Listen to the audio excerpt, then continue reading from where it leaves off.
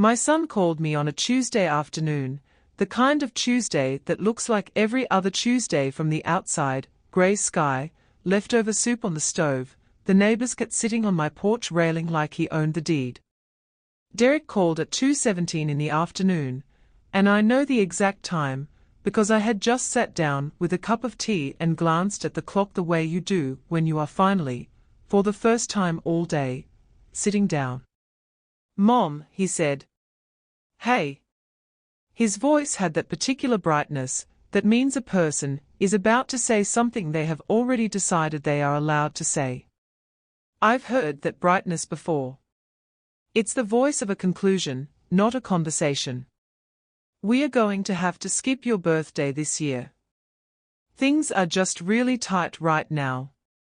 I hope you understand." I said, "Of course, sweetheart. I understand completely." And I meant it to sound the way it sounded, warm and without edges, because I am not a woman who makes her children feel guilty for saying true things. Things were tight. I knew that. I had known that for 14 months, which is how long it had been since Derek and his wife Brianna bought a house that I, a bookkeeper of 31 years, could see from the numbers was going to create a squeeze. I had watched it coming the way you watch a weather system moving in from the west. You don't stop it. You just know when to bring in the porch furniture. I said goodnight and I hung up the phone and I sat there with my tea going cold and I looked at the suitcase on my bed, the one I had half-packed the night before, and I looked at the envelope on my nightstand, the one from the bank, the one with Derek's name written on the front in my handwriting. And then I stood up, finished packing, and drove to the airport. Not to surprise him. Not to show up at his door with balloons and make a scene about the birthday. I drove to the airport because I had a meeting the next morning with my estate attorney 3 states away, a meeting I had scheduled 6 weeks prior, a meeting that was always going to happen regardless of what my son said on any given Tuesday. What his phone call changed was not the plan. What it changed was something quieter than the plan. What it changed was how certain I felt about the shape of it. I want to tell you this story properly because it has a shape to it that I think matters, and the shape is only visible if you know where it starts. It does not start with a birthday. It does not start with a suitcase, or a bank envelope, or an airport. It starts 31 years ago in a hospital room, with bad overhead lighting and a nurse who kept calling me honey, and a 6-day-old boy with his father's stubborn chin, and a private promise I made to myself before I'd slept more than 3 consecutive hours or figured out how I was going to do any of this. My name is Evelyn Marsh. I am 71 years old. I was a bookkeeper for the whole of my working life, not an accountant, a bookkeeper. And if you hear that word and picture a woman in a beige cardigan squinting at columns under a desk lamp in a small office that smells like toner, you are not entirely wrong. I worked for a lumber company for 19 years. Then a dental group for 11. Then part-time work for a small property management firm until my knees made the commute unreasonable. I drove the same Buick for 14 years, because it started every morning and the radio worked and that was enough for me. I was never flashy with money. Derek's father was gone by the time Derek was 9, not dead, just gone, which is its own particular kind of loss, the kind where the absence keeps arriving at inconvenient moments for years afterward. There was no support to speak of, and I did not spend much energy chasing what wasn't coming. I had a boy to raise and a job that paid steadily and the understanding, drilled into me by my own mother, that the difference between getting through and not getting through is usually about whether you respect small amounts of money. $40, she used to say. You'd be surprised what $40 can do if you leave it alone long enough. I thought about that the week Derek was born. I thought about it in the specific way of a woman who is exhausted down to her marrow, and still somehow wide awake at 3 a.m., with a baby on her chest and the full weight of the future sitting at the foot of the bed looking at her. I opened an account. I put in $40. And I made myself a rule that I told no one, not my mother, not my sister, not my co-workers, not Derek's father whenever he came back around with his particular version of involvement. Every month, something goes in. Not the same amount. Not a number I had to strain toward. Just something. However much the month allowed, but never nothing. Never let a month go by with nothing. That was 31 years ago. I want you to understand something about the way I maintained that account, because the way I maintained it was the whole point. I did not watch it.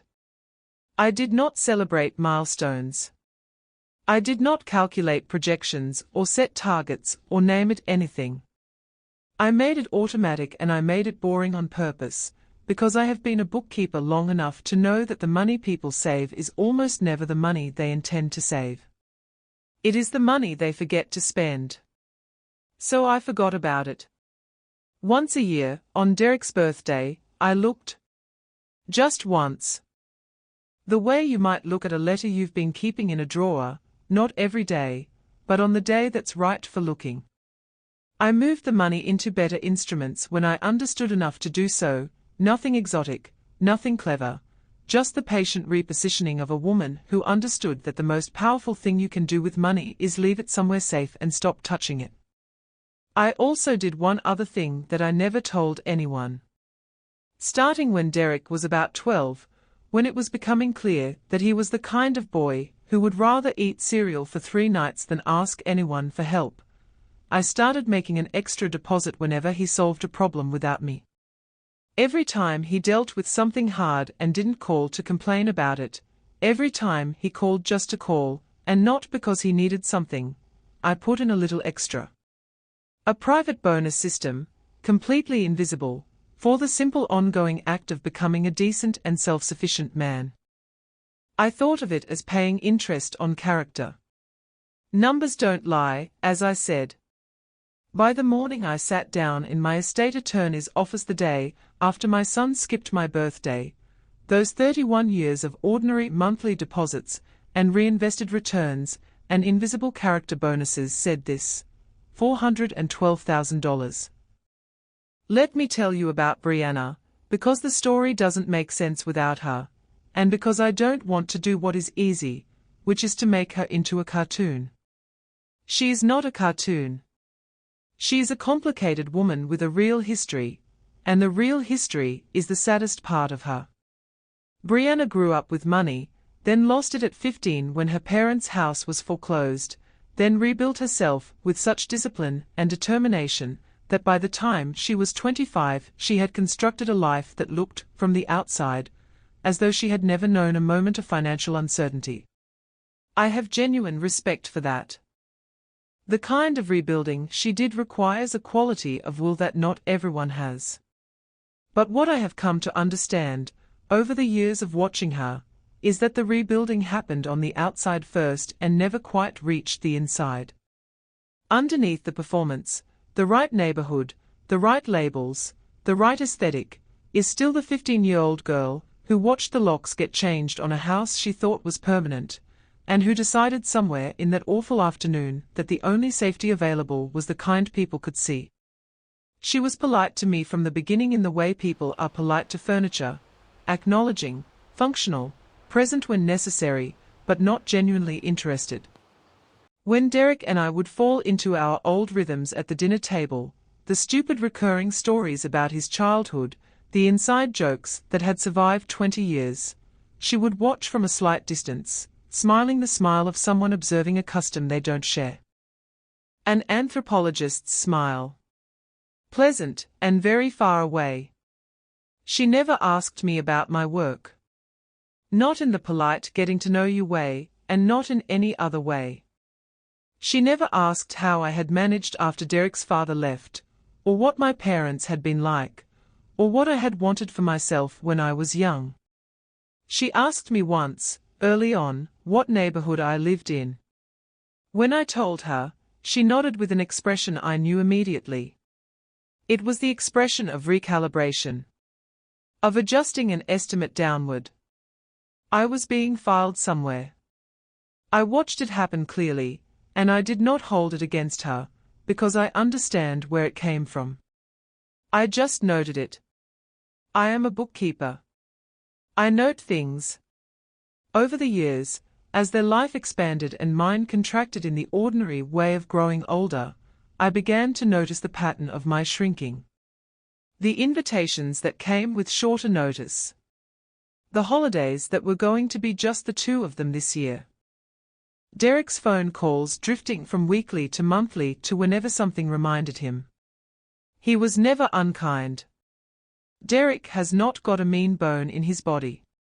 He was just managed, in the way a gentleman gets managed when the person he shares a life with has strong and specific ideas about where energy should go. I watched my son become a visitor in his own affection for me. Polite, occasional, slightly guilty looking at the edges. And I said nothing. I want to be honest about that part, because it matters for understanding everything that came after. I said nothing for a long time, because I told myself it was normal, it was marriage, it was the natural pulling away of a grown child into his own life. I made excuses for the distance. I filled the silence with casseroles left on the porch and birthday cards he thanked me for by text. I told myself I was being low maintenance, which is what women tell themselves, when what they actually mean is that they have decided to be invisible rather than inconvenient. Then came the house. The house was a 4-bedroom in a neighborhood with a homeowners association, and school ratings Brianna mentioned 4 times in a single conversation. I know the school ratings were mentioned 4 times because I counted. It is a habit. I count things. When they called to tell me they'd closed, Derek's voice had that particular brightness again, the brightness of wanting someone to be happy for him, stretched thin over the worry that the numbers didn't quite add up. And they didn't quite add up. Not catastrophically. Not in the way that ends in disaster overnight. Just in the way that creates a sustained, low-grade pressure that builds over months until small things start to feel large, and large things start to feel impossible. I said what a mother says. I said, "Sweetheart, I am so proud of you. I cannot wait to see it." I did not say, "I can see from the outside that your mortgage, your 2-car payments, Brianna's taste in finishes, and what I know about HOA assessments in that particular neighborhood are going to create a squeeze within 18 months. I did not say that because no one asked me, and because sometimes love means watching someone walk into a foreseeable difficulty, and trusting them to find their way through it. They usually do. That is the thing about difficulty, it is more educational than comfort ever manages to be. The squeeze arrived in 14 months, which was 2 months faster than I had estimated. Derek started mentioning things in the way people mention things, when they are hoping you will offer without making them ask. The HOA had sent an assessment that was higher than expected. Brianna's car had needed work. The kitchen renovation they had planned to pace over 2 years was going to need to happen faster because of something to do with pipes behind the walls. And pipes behind walls are the particular financial horror of homeownership that nobody warns you about with sufficient drama. I listened to all of it. I offered nothing. Not because I was cruel, not because I wanted to watch him struggle. Because the time was not right. Because what I had was not a savings account with a surplus. What I had was something that required a completely different kind of conversation, at a completely different kind of moment, and that moment was not a phone call about pipes. And then, 8 days before my 71st birthday, Derek called and said things were really tight this year, and they were going to have to skip it. I want to tell you exactly what that sentence felt like, because I think the feeling is the hinge of everything that followed. It was not about the birthday. I am 71 years old and I do not need balloons, or a restaurant reservation, or anyone making a fuss on my behalf. What that sentence felt like was the one underneath it, the one that doesn't get said out loud. The one that goes, You are not a priority right now. The tightness being managed, the things being squeezed out to accommodate it, they have been built in this house, in this life, and that life does not quite have room this year for a drive to see you, or a dinner, or even, apparently, for anything more than this phone call which has now lasted 3 minutes. I said, of course, sweetheart. I understand completely. And I meant every word of it. I understood completely. That was the problem. Here is what was in the suitcase. A change of clothes. My reading glasses, the backup pair, because I have learned not to travel with the good ones after an incident in Cincinnati I will not recount here. The blood pressure medication, which I am somewhat dutiful about and somewhat not. And in the front zip pocket of the suitcase, a manila envelope from the bank, and inside the envelope, documents related to an account that had been quietly accumulating since Derek was 6 days old. I have already told you the number. $412,000.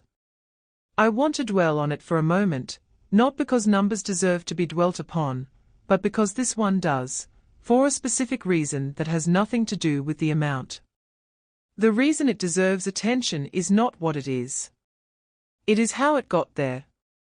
It got there $40 at a time, month after month, automatic transfer, boring on purpose, forgotten for 11 months of every year, for 3 decades. It got there through 14 years of the same Buick. Through never once buying anything because it came with a label. Through the particular discipline of a woman who learned early that you cannot outspend a low salary, but you can absolutely outlast one, if you are patient enough, and quiet enough, and willing to let the years do the work. It got there, in part, through every month that Derek did not ask me for help. Every month he found his own way. I put in a little extra. The bonus system I mentioned. I have calculated, since, that those extra deposits, the ones I made for his self-sufficiency, for his character, for the simple fact of becoming the kind of man who handles his own life, those deposits account for approximately $60,000 of the total. He built part of his own inheritance without ever knowing it. I find something very satisfying about that. It seems right to me in a way I cannot fully articulate, but feel strongly. The morning I landed, I took a cab to the hotel, slept 4 hours, and walked into Patricia Okafor's office at 9 a.m. Wearing yesterday's blouse and my backup reading glasses. Patricia has been my attorney for 9 years. She is one of those people who seem to have absorbed, through sheer accumulation of cases, a kind of vast and unshockable compassion. She has heard every family story there is and managed to remain surprised by none of them and moved by all of them.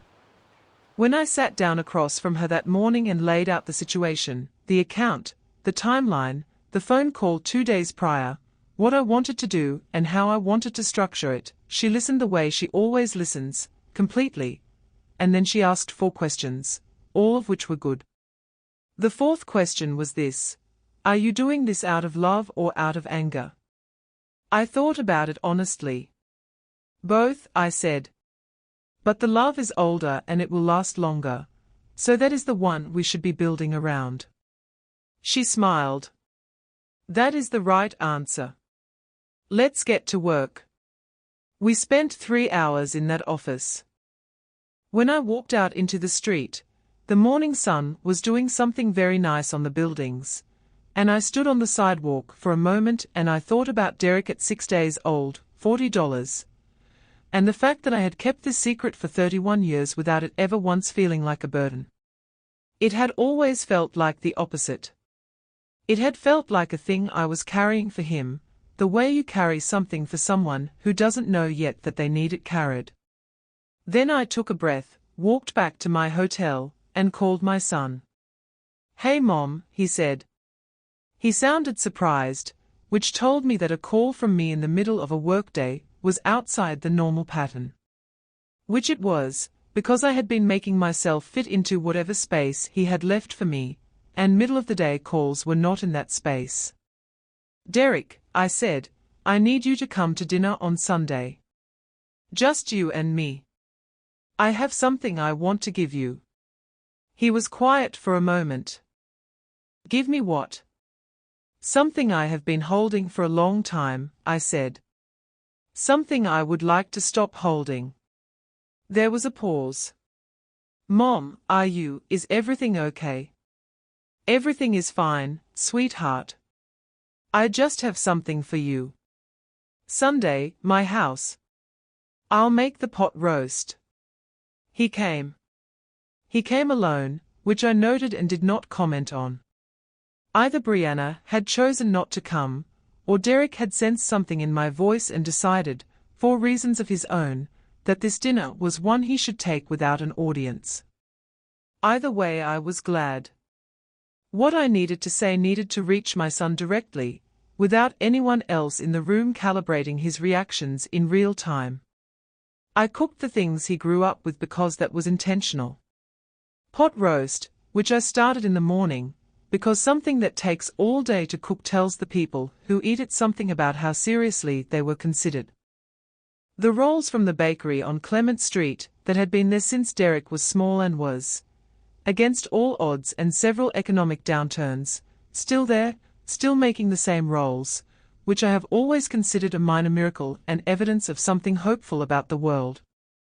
Apple pie, though I'll tell you honestly the crust was not my best work. A little thick on one side, which Derek noticed immediately when I set it on the counter and said nothing about, which told me he was nervous. We ate slowly. We talked about his project at work, which was going well. I told him about the neighbor's ongoing feud with a squirrel who had developed specific and aggressive opinions about my bird feeders, a situation I had been monitoring with considerable interest for 6 weeks. We were both doing the thing that families do sometimes at the dinner table, which is having an entirely different conversation underneath the one they are actually having. The surface conversation was pot roast and squirrels. The underneath conversation was 31 years long and neither of us had started it yet. After the pie, imperfect crust and all, I pushed back my chair and walked to the kitchen counter and came back with a manila envelope. Standard size. His name on the front in my handwriting, the same handwriting from 31 years of birthday cards and grocery lists and school permission slips and the occasional note tucked into a lunch bag that he probably unfolded in the cafeteria and rolled his eyes at and kept anyway, because I found 3 of them in a showbox in his closet when he moved out, which I have never told him. I set the envelope on the table in front of him. He looked at it. Then at me. Then at it again. Open it, I said.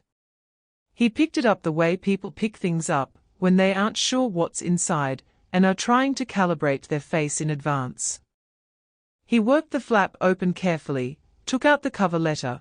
I had written 3 paragraphs, plain language, no flourishes, the way I write everything, and he read. I watched his face. The first expression was confusion. Pure, genuine confusion, the kind that precedes any interpretation at all.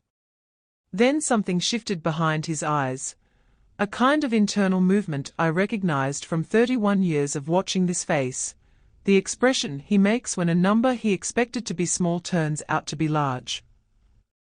When the thing he thought he understood turns out to be something else entirely. Then he set the paper down. Picked it up.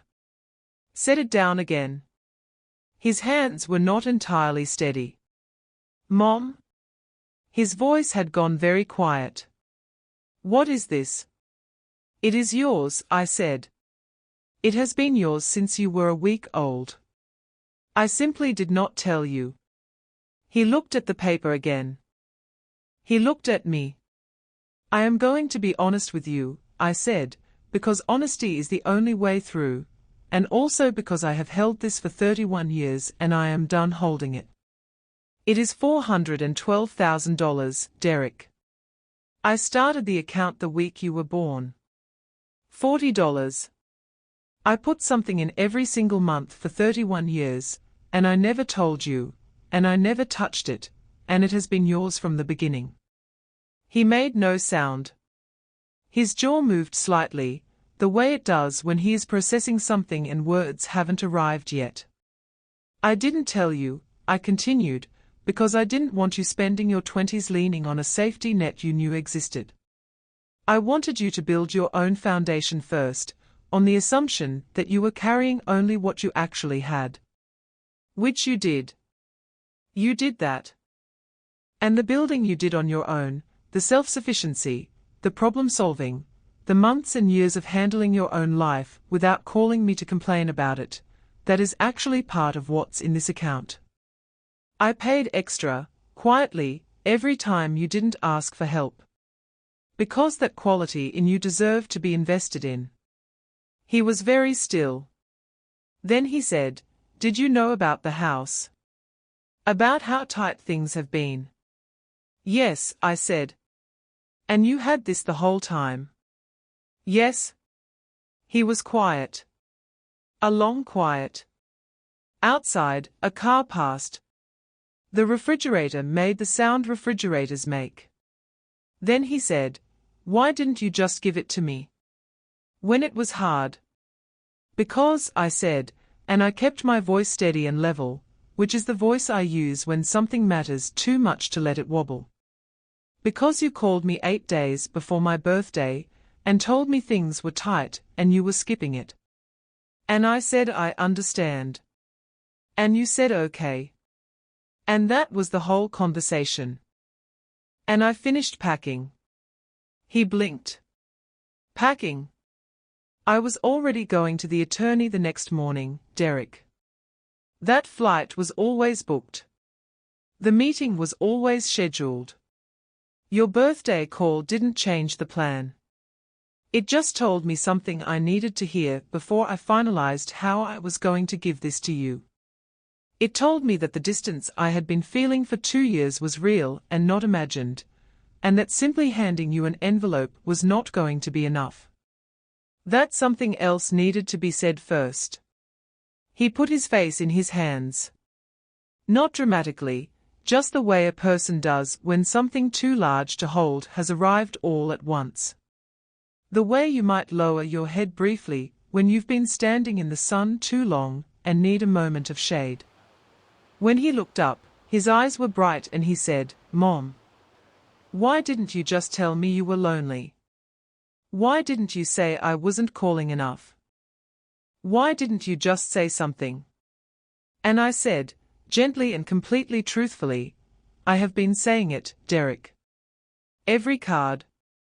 Every Sunday I called and got voicemail. Every holiday that was going to be just the two of you this year. Every birthday dinner that never got planned. I have been saying it in every way I know how to say a thing without saying the words, because the words felt like a demand, and I did not want to demand. I wanted you to see it yourself. I kept waiting for you to see it yourself." He was quiet again. Longer this time. Then he said, "I did see it. I just kept choosing not to look directly at it because looking directly at it meant I had to do something about it." "Yes," I said. "I know. I'm sorry, Mom.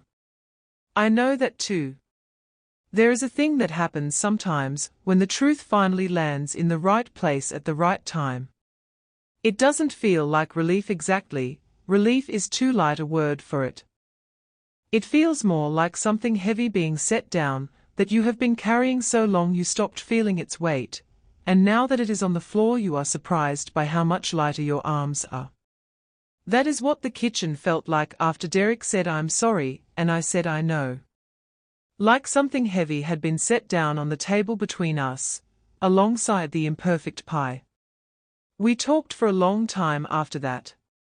2 hours, maybe more. He asked questions I had not been asked in years, about the account, yes, about the mechanics of how it worked and how I had structured the transfer, but also about other things. About what my days looked like now. About whether I had friends close by, people I saw regularly. About my mother, his grandmother, who had died when he was 17 and whom he had been too young and too wrapped up in his own life to fully appreciate while she was alive, and whom he thought about now, he said, more than I probably knew. I told him about the account's history, year by year, the parts that were interesting. I told him about the year when the balance dipped because I had a car repair and a medical bill in the same month, and the deposit was $4, which I had made anyway because the rule was never nothing and $4 was not nothing. He laughed at that. $4, he said. You put in $4. I put in $4, I said. The rule was the rule. He shook his head slowly. He was quiet for a moment. Then he said, "Do you know what I keep thinking about?" "What?" "All the Tuesday mornings. I mean, just the sheer number of Tuesday mornings. Getting up and making the transfer, and going to work, and never saying a word to anyone. For 30 years. I hadn't thought of it as Tuesday mornings, I told him. I thought of it as ordinary love. The kind that doesn't need to announce itself. He looked at the envelope on the table. At his name in my handwriting. I spent years, he said slowly, looking for the version of you that was impressive enough to put in a story. The kind you can point to. You know, she did this big important thing, she had this big important career. And I kept kind of, not seeing you, because you weren't that version. I thought I knew what you were, the bookkeeper in the cardigan, the casseroles on the porch. I didn't understand that I was looking at the story the whole time, and just not seeing it. I let that sit for a moment. Then I said, "You might want to write that down. It's a good sentence." He laughed. It was the laugh I remembered from when he was a boy, genuine and sudden, and a little surprised at itself. We moved to the porch after that, the way you do when the important part is over and the remaining part is just being together in the same air. It was a cool evening. The ambitious squirrel made an appearance, executing a genuinely impressive approach on the bird feeder from the fence line that ultimately didn't work, but showed real planning. We watched it in companionable silence. Before he left, Derek asked about Brianna. He didn't ask directly, he said, "I need to tell her about this." And I could hear the complexity in it, the knowledge that the telling was going to open something that had been closed. "Tell her gently," I said. "This isn't about her. It's about you and me and 31 years of something she didn't know existed. Let her take that in." He nodded. "Then, I want you to meet us for dinner. The three of us. When she's had a couple of days with it. Would you come?" "Of course I'll come," I said. "I've been waiting to be asked." The dinner with Brianna was different from what I expected, which is to say it was better. I had prepared myself for performance, for the careful Brianna, the polished version who manages appearances and fills silences with smooth competence. I had prepared for the version that would find a way to be gracious about an inheritance in the way that telegraphs how gracious it is being. What I got instead was a woman who had apparently spent 2 days sitting with something and come out the other side of it genuinely unsettled in a productive way. She was quiet through most of dinner. Derek did most of the talking. He walked her through the account, the deposits, the timeline, the way I had structured the transfer. Brianna listened without the careful social management I was used to seeing on her face. She just listened. At the end of the meal, in the parking lot, she stopped walking and turned to me. Not the way she usually addresses me, with the pleasant half-attention of someone who has other things to attend to. She turned fully and she looked at me directly and she said, "Evelyn. I didn't know. Not any of it. I thought I understood who you were and I was wrong. About a lot." I waited. "I've been filing you somewhere small," she said. "I know I have. And I'm sorry for that. It is not a complete apology. I am honest enough to say it is the beginning of one rather than the whole thing. But Brianna is a woman who did not grow up apologizing, who was raised to compete and perform and present rather than to acknowledge and reckon. The beginning of an apology from someone like that costs something real. I received it the way it was meant. What followed in the months after that dinner was gradual and imperfect, the way real things always are. Derek calls me every Sunday now. It is not always a long call. Sometimes it is 10 minutes, sometimes considerably more. But it is every Sunday, without missing, and that consistency is the thing that matters to me more than the duration. Consistency is its own language. It says, this is a fixture, not an occasion. You are not something that happens when there is time left over. He drove up alone one Saturday last month, no occasion, no reason given beyond wanting to. We sat on the porch and watched the squirrel, still at it, still innovating. I respect the commitment, and we talked about his father for the first time in years. Not in the complicated, fraught way we used to, but in the way you eventually talk about someone once enough time has passed, with something approaching evenness. He told me things about missing his father that he had never said before, things he had apparently been carrying for a long time in one of those private internal compartments that quiet men maintain. I told him things I had not said either. About what it had been like to be 29 years old with a 9-year-old and a job and very little margin. About the Tuesday mornings in the years when the deposit was small and the month had been hard, and I made it anyway because the rule was the rule. About what it had felt like to check the account on his birthday every year, to see the number growing, to know that a version of his future was accumulating quietly in a way that no one could see. He was quiet for a long time after that. Then he said, "You know what that account actually is, Mom? It's not savings. It's faith.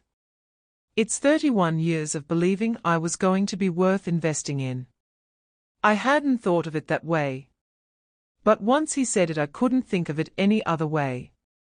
Brianna texted me 2 weeks after the dinner, the first text she had ever sent me that wasn't a logistics message about holidays or arrivals. It said, "I have been thinking about something. Would you teach me how to budget the way you do?" Not the software. The actual thinking. I sat with that for a moment. A woman who spent her life building a polished exterior over a foundation of financial fear, asking the bookkeeper in the cardigan to teach her how not to be afraid of numbers. I texted back, "Yes. Come on Tuesday." She came. She has come 3 more times since. We sit at my kitchen table with a yellow legal pad, and we go through the actual thinking, not the apps, not the spreadsheets, just the basic architecture of how to make small amounts of money matter over time. She is a quick student. She is someone who, given actual information, processes it well. She was never unintelligent. She was just taught to perform instead of to understand, and those are very different things. The last time she came, she said something I am still thinking about. She said, "I spent my whole life trying to look like I had money. I never spent 10 minutes trying to understand it." And she said it with a kind of wry and slightly sad self-awareness that was the most genuinely Brianna thing she had ever said in front of me. Not the performed version. The actual one. I said, "That's more honest than most people manage. It's a good place to start." She is not my daughter-in-law the way I once imagined a daughter-in-law might be. We are not going to be the kind of women who talk on the phone for an hour or call each other first with good news. But we are becoming the kind of women who can sit at the same table and be honest with each other, which is worth more to me than easy warmth would ever be. The money has been transferred. All of it, cleanly, no conditions, no structure with strings attached. Derek is a grown man who built his own foundation for 31 years before I told him what was underneath it, and he does not need a trust with conditions. He needs to be trusted, and trusting him is the last gift I had to give after the first one. They are paying off the mortgage early. The rest is going into an account for their own children, if and when. Derek told me this on the phone and then paused and said, "I'm starting at $40. Like you did." I was quiet for a long enough moment that he said, "Mom. You there?" "I'm here," I said. "I'm just sitting with that for a second." $40, he said again. "And never nothing." "Yes," I said. "Exactly that. Here is what I would hand you from all of this, if you will take it. There is a particular kind of love that does not announce itself. It does not put on a show, or require an audience, or arrive with fanfare. It shows up in automatic transfers and fruit from the garden left on porches, and phone calls made to voicemail, and birthday cards sent to people who may read them only briefly before setting them on the counter. It shows up in $4 deposited on a hard month, because the rule was never nothing, and the rule mattered more than the amount. It accumulates the way all quiet things accumulate, slowly, invisibly, unremarkably, until the day arrives when the sum of it is simply impossible to ignore. That kind of love is very easy to overlook. It does not compete with the loud things, the expensive things, the things that have labels on them and come in the right kind of box.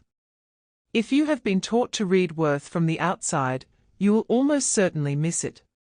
You will walk past it 100 times on the way to something that looks more like the version of love you were taught to expect. And then one day the envelope will arrive with your name on it, and you will find out how long it has been there. I am not saying this to assign blame to anyone.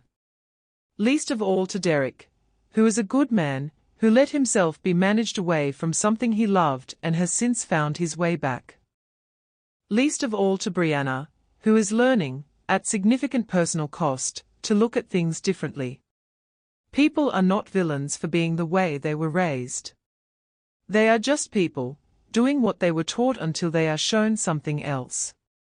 What I am saying is this: if there is someone in your life whose love is the quiet kind, the automatic transfer kind, the $4 on a hard month kind, look at them. Look at them directly and with the specific intention of seeing what is actually there, not what you have already decided must be there.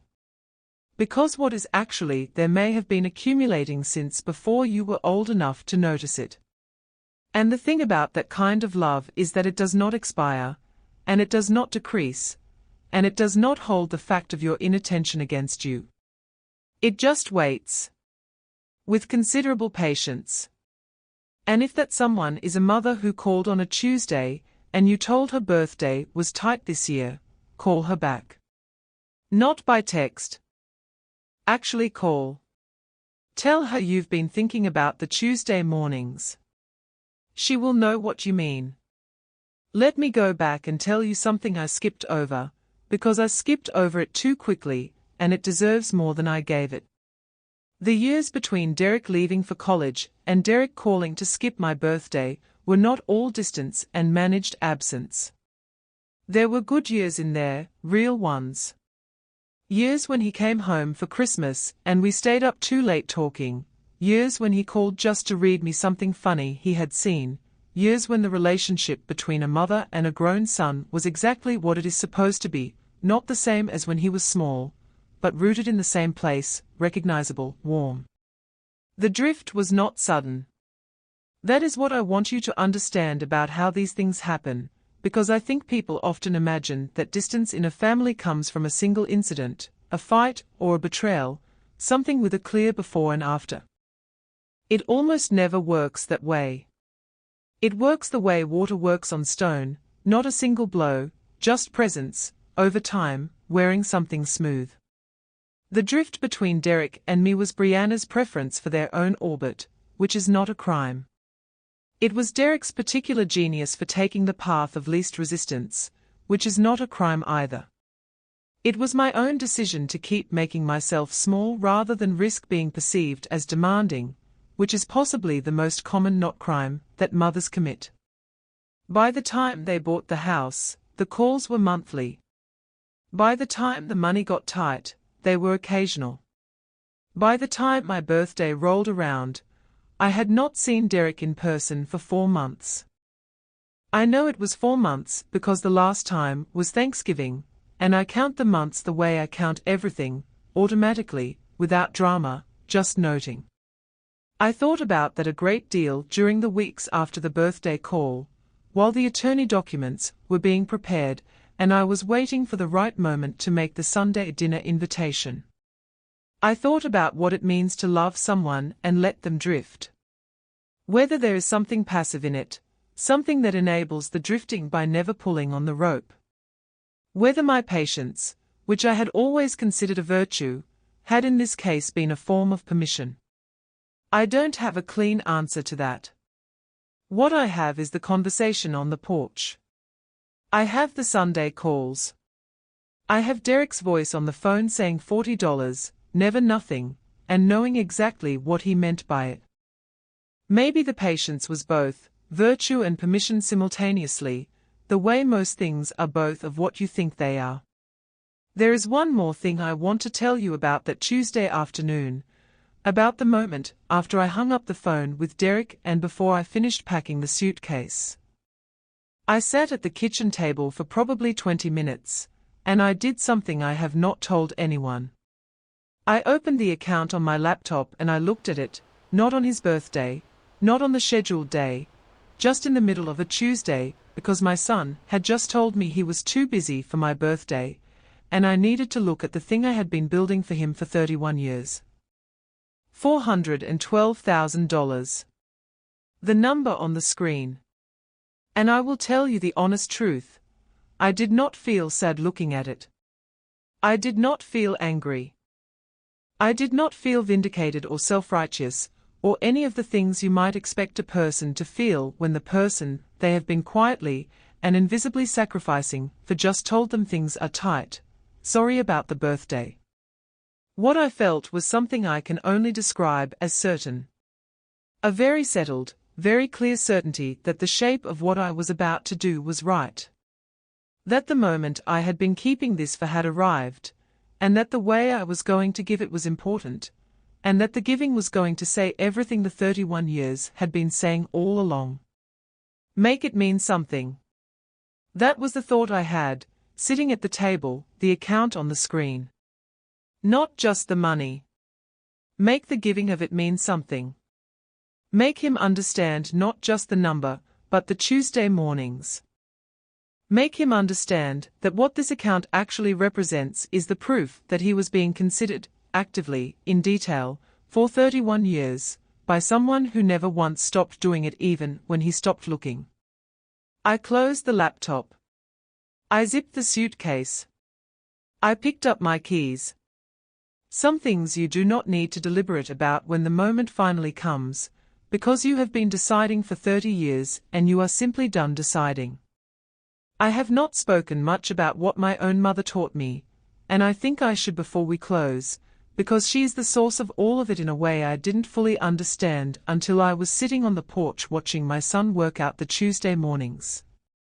My mother was a woman named Frances who grew up with very little, married a man with somewhat more, outlived him by 19 years, and managed her own finances for those 19 years with a precision and a quiet confidence that I did not appreciate until I was older than she was when she started. She was not educated in finance. She was educated in the way that women of her generation were educated in it, which is to say she was educated by necessity, by trial and error, by the specific literacy that comes from having to make a thing work whether you understand it fully or not. She taught me to keep records not because records are interesting, but because records are honest, and honesty about money, she said, is the first condition of not being afraid of it. She taught me that small amounts of money, treated with consistency and respect, will do things that large amounts of money carelessly handled will not. And she taught me the $40 thing, which was not a specific instruction so much as a general posture she modeled without naming, that you always put something aside, even when the amount is almost nothing, because the habit is the point and the habit compounds. I think about her often when I am at the kitchen table with Brianna on Tuesday mornings. My mother teaching me without naming what she was teaching. Me learning without knowing I was learning. Now me sitting across a table from a woman who was raised to perform rather than understand, trying to pass along the thing that was passed to me, the actual thinking underneath the numbers, the posture of respect toward small amounts and long timelines. I think my mother would have found it enormously satisfying. The bookkeeper in the cardigan, sitting at the kitchen table, teaching a marketing professional how money actually works. The $40 habit traveling 3 generations in one direction and now beginning, through Brianna, to travel in another. Time pays interest on patience. I have always believed that. I believe it more now than I did a year ago, because I have seen what 31 years of patient invisible love looks like when it finally lands. I have seen my son's face when he understood the Tuesday mornings. I have seen Brianna put down her phone and pick up a yellow legal pad and ask the bookkeeper in the cardigan to teach her something real. I have seen what happens when the quiet thing finally gets seen. It looks like Sunday calls. It looks like $40 and never nothing. It looks like a son on a porch, laughing at a squirrel, saying things he has been carrying for a long time, and finally finding someone to set them down with. That is enough. That is more than enough. Keep building. Whatever you are building for whoever it is for, keep building. Not because they will see it. Not because they will thank you on the schedule you might prefer. But because the building itself is the act of love, and love does not require a witness to be real. And if your phone rings today, and there is someone on the other end you have been too busy for, answer it. Stay on the line longer than you planned. You don't know yet what they've been carrying for you. There is something I have been circling around and haven't said directly, and I want to say it now because I think it is the most important thing, the thing that the numbers and the Sunday calls and the Tuesday mornings are all pointing toward if you follow them far enough. The cruelest thing that can happen between a parent and a grown child is not a fight. Fights are at least honest. They require 2 people to be present to each other, even if what they are being present with is anger. The cruelest thing that can happen is the slow accumulation of not quite present. The birthday that gets skipped. The call that goes to voicemail and doesn't get returned until the following week when you text a question mark. The holiday that becomes just the 2 of them again. None of these things are cruel in isolation. Each one is explainable, understandable, the ordinary friction of a busy life. But the accumulation of them, year over year, is a different thing. It says, without using words, you are optional. You are the kind of person who can be fit in when things are easy and set aside when they are not. And the particular ache of being someone's parent in that situation is that you cannot say it without sounding like you are asking to be needed, which is the one thing a parent is not supposed to do.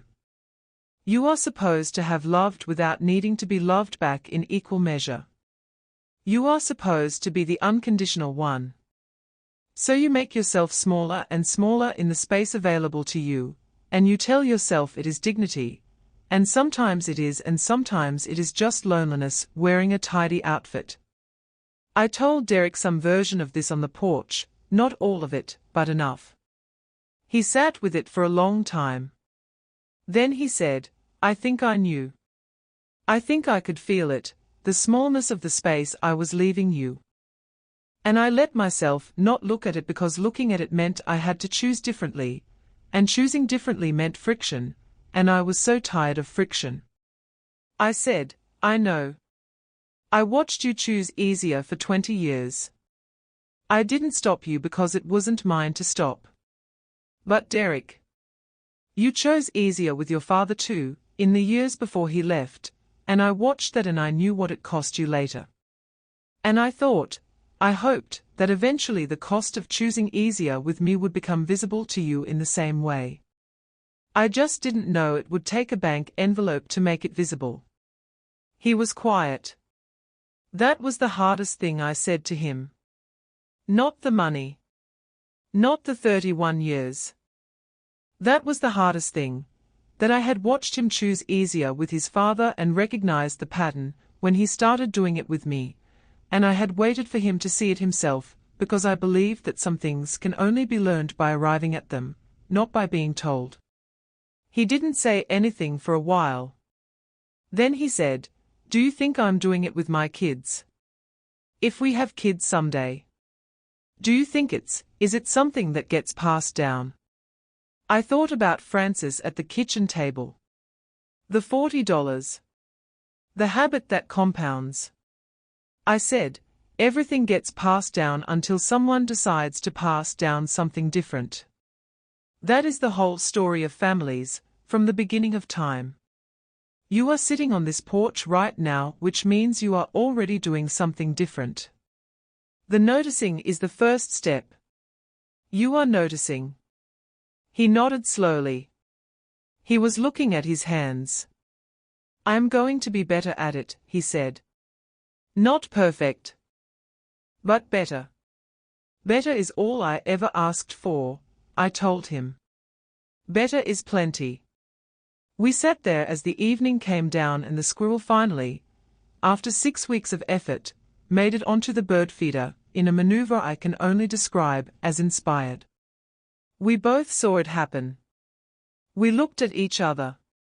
And we laughed the way you laugh when something small and stubborn and persistent finally achieves the thing it has been working toward, which is to say we laughed with a particular quality of recognition. Because that is the thing about patience and consistency and never nothing and the long game. It works on bird feeders. It works on accounts. It works on families. It works. You just have to be willing to wait long enough to see it work. And most people give up before the squirrel makes it. They decide the gap is too wide, the distance is too far, the climb is impossible from this angle, and they stop trying. Don't stop trying. That is the last thing I have. Don't stop trying, and don't let a month go by with nothing.